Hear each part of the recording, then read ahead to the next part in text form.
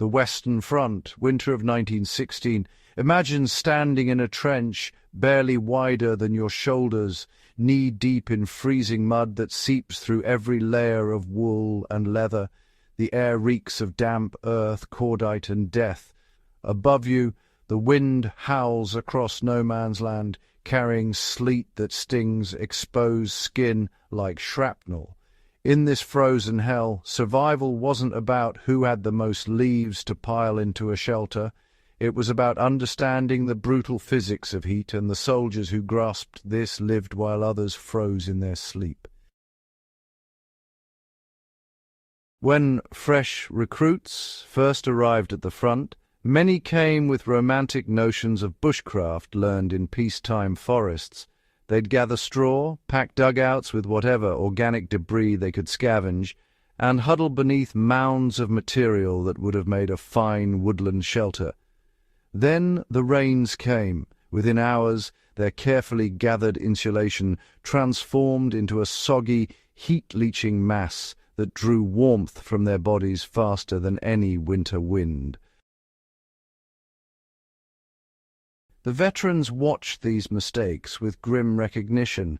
They'd made them too, back when the war was young. But the trenches were merciless teachers, and those who survived learned to think differently about warmth. The breakthrough came not from tradition, but from desperation and observation. Soldiers noticed how the blackened, scorched walls of bombed-out buildings still radiated heat long after fires had died.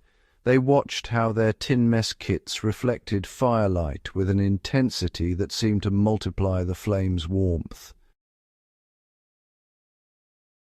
In the engineering corps, men trained in thermodynamics began sharing knowledge that would save thousands of lives, knowledge that had nothing to do with piling more material overhead, and everything to do with understanding radiation, convection, and conduction as separate enemies requiring separate tactics.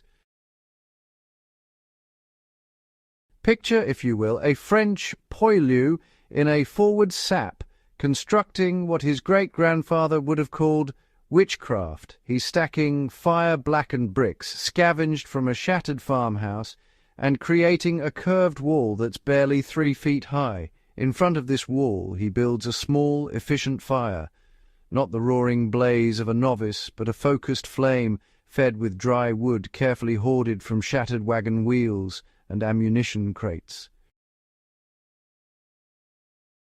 Behind him, his sleeping position is raised on duckboards, those wooden slats that kept men above the perpetual mud. To an outsider it looks insufficient, almost laughably small, especially compared to the massive debris shelters being built by less experienced soldiers just 50 yards away.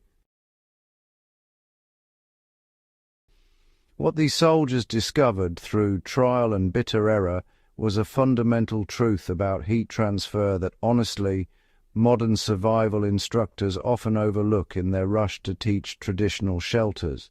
The human body radiates approximately 100 watts of heat continuously, which is, well, equivalent to a bright incandescent bulb burning away your life force into the void.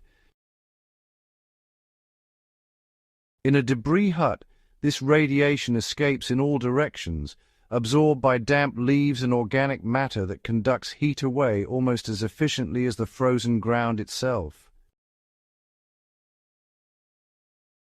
But wrap yourself in reflected heat, and suddenly you're not fighting a losing battle against thermodynamics. You're harnessing it. The veterans became obsessed with reflective materials. Salvaged tin from ration cans was flattened and positioned as heat mirrors.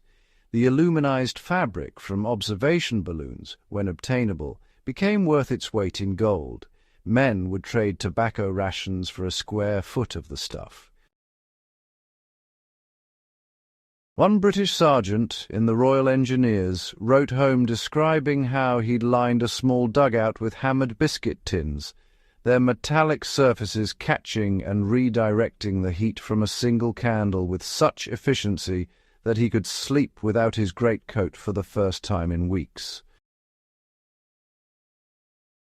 The letter never reached England. He was killed 3 days later in a bombardment, but his innovation spread through the trenches faster than any official directive ever could.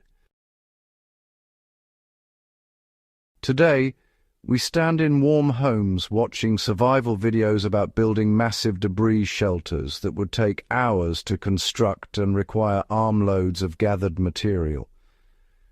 But, the ghost soldiers of the Great War whisper a different lesson across the century that separates us. They learned in the harshest classroom imaginable that smart application of thermal physics beats brute force insulation every time. A small fire, a reflective wall, an elevated platform, these simple elements properly combined create a microclimate that defies the surrounding cold with minimal effort and maximum efficiency. If this glimpse into forgotten fieldcraft has sparked something in you, a recognition that the old ways, properly understood, still have profound relevance, then, subscribe to Fieldcraft Chronicles and share this video with every history buff, prepper and bushcraft enthusiast in your life. These stories and techniques are too valuable to let fade into the silence of the past. The trenches have closed, the guns have fallen silent, but the lessons remain, waiting for those wise enough to listen.